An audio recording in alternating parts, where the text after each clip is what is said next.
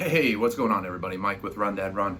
Just checking in. I know you're wondering, where the hell have you been last couple of months? Probably the last video I put up was Memorial Day after I finished the Murph Challenge. And this is Labor Day weekend. So basically, it's been an entire summer since I've reached out to you guys and told you what's going on, other than posts on Instagram or Facebook. And I just wanted to reach out, let you guys know I'm still here. I'm still alive, COVID free in 2021, also in 2020, thankfully. Everybody's happy and healthy and getting through and doing the damn thing. So just wanted to reach out and tell you a couple quick stories. This next weekend is the big run I do every year. You've probably seen me post about it on Facebook. It's the Stephen Siller Tunnel to Towers Foundation 5K run. I do it here in Altamont Springs, which, for those of you who don't know, is just a little bit north of the city of Orlando. And for me, it's about an hour from where we live in the Daytona Beach area. Right on the edge of an hour, depending on where in Altamont you go. It's, could be 50 minutes, could be an hour and 10. So that's what we're doing next weekend. I just wanted to tell you a quick story while I have you guys. Excuse me, I just got back from a run and I am sweating my guts out. So two quick stories. One awesome update, as you guys may have seen on Facebook. I got this opportunity to see my nephew graduate from boot camp in the Marine Corps this past summer, and it was just an outstanding, amazing, awesome, inspiring trip to see these young men graduate, see them, what they've accomplished, and particularly for him, what he's accomplished just to get there and then to make it through. And he set some goals for himself, and he hit some speed bumps along the way, and he got through the other side. And as much as a military boot camp can teach you, and specifically what the Marines go through to get their men and women to that Eagle Globe and Anchor ceremony, he had some other roadblocks just to get that opportunity. So that life lesson, he's going to be able, from a young age of 19, he's going to carry that lesson throughout the rest of his life. He's an Eagle Scout, so he set that goal and accomplished it.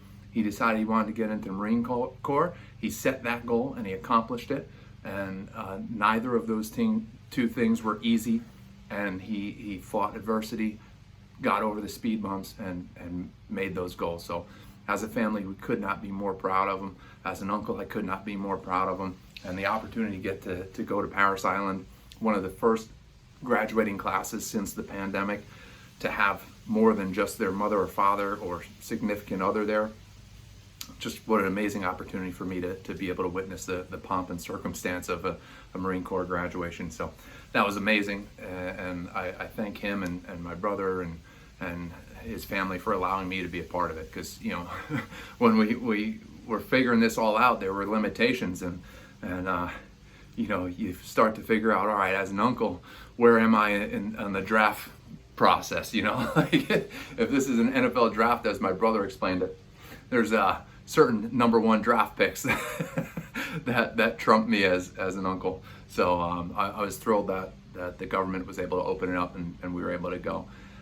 It was just amazing. So I know you've seen that on Facebook. I just wanted to tell you, over video with my own voice, how proud I am of my nephew Brett, and how lucky I was to be able to witness his graduation. So another quick story I want to tell you this week.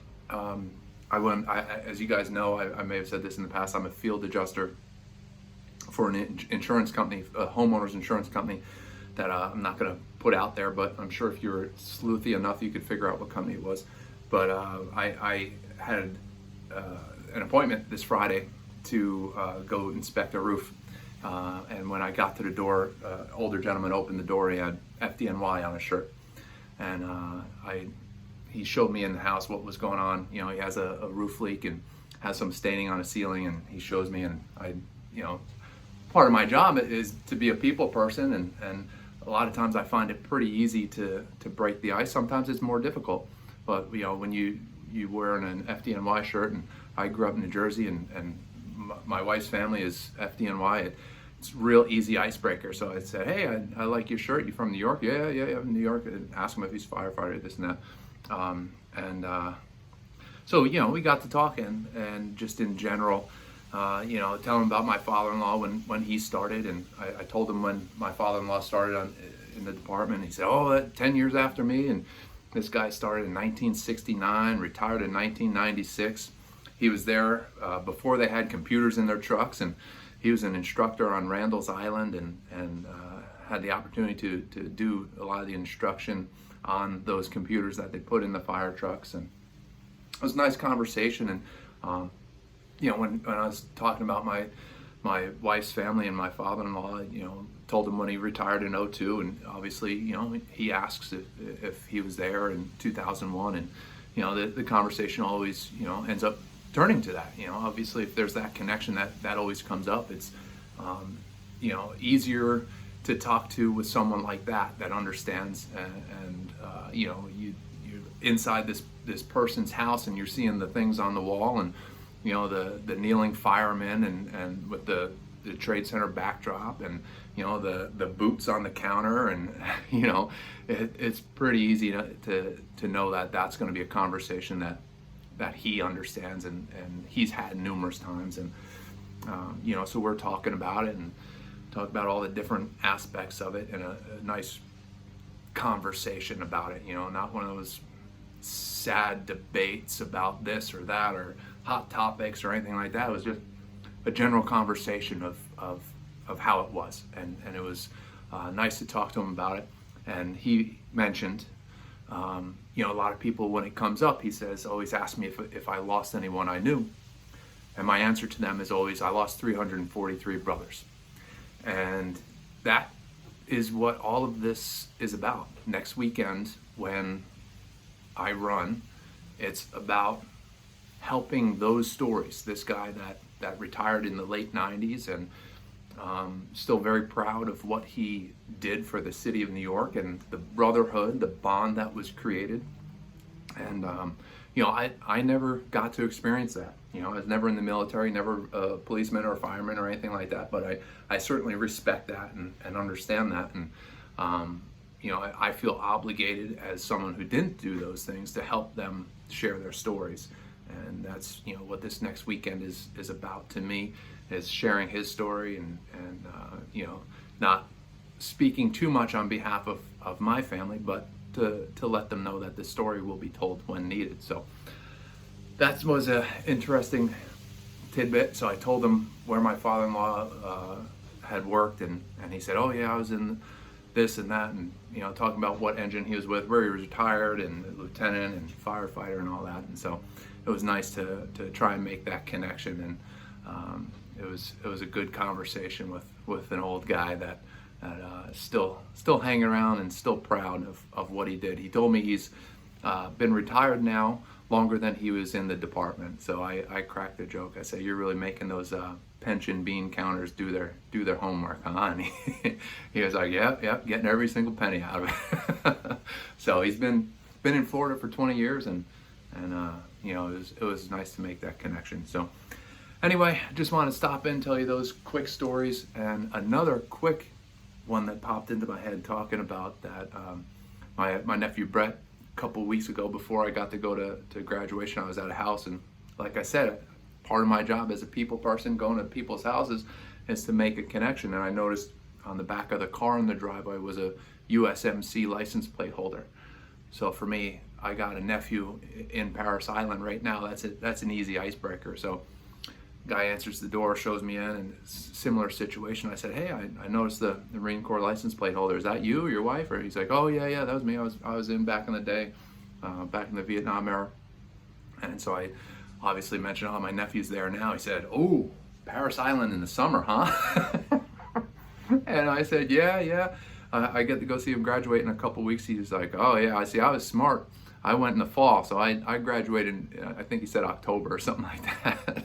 And let me tell you, he wasn't kidding. My nephew graduated on, I believe it was July 29th was the graduation. It was a feels like of 110 at like 9 a.m. So I was forewarned, and the gentleman from the Vietnam era, guess what? The weather in South Carolina hasn't changed since then. So anyway, Appreciate you guys listening to me babble for 10 minutes. Just wanted to catch up with you guys and remind you, if you get a chance, go onto my Facebook page. I linked it 2 days ago. I'll link it again a couple times in the next week and the week after, just asking you guys to help out the Stephen Siller Tunnel. I always have a problem saying it. I try to say it too quick. The Stephen Siller Tunnel to Towers Foundation. It's a great foundation. They work with first responders and military, and oftentimes if someone is injured in the military and has special needs, they build them a smart home with adaptive technology, with, you know, if they're wheelchair bound, all the right counter heights, cabinets that pull down, you know, a smart home that helps them live. Instead of retrofitting homes, they build them brand new homes. And oftentimes when someone is lost in the line of duty, they step in and take over the mortgage for the family member. So, you know, that widow with the 2 or 3 kids that was dependent upon that first responder's income now has one less thing to worry about. They step in oftentimes and take over that mortgage and pay that off for the family. So look into it, the Stephen Siller Tunnel to Towers Foundation. I'll post a link to my personal fundraising page. I want to give a special shout out to my family member and her friends that helped me meet my initial goal. My initial goal was $500, and between her and her friends, we hit that pretty quickly. So I doubled my goal for this year to $1,000. So if you can find it in your heart, take a look at the foundation and what they stand for and how they choose to do good. And if you're able to, make a donation. I love you guys. I really appreciate you. See, I was going to stop at 10 minutes. I did 2 extra. So I appreciate it. Love you guys. Talk to you soon. See ya.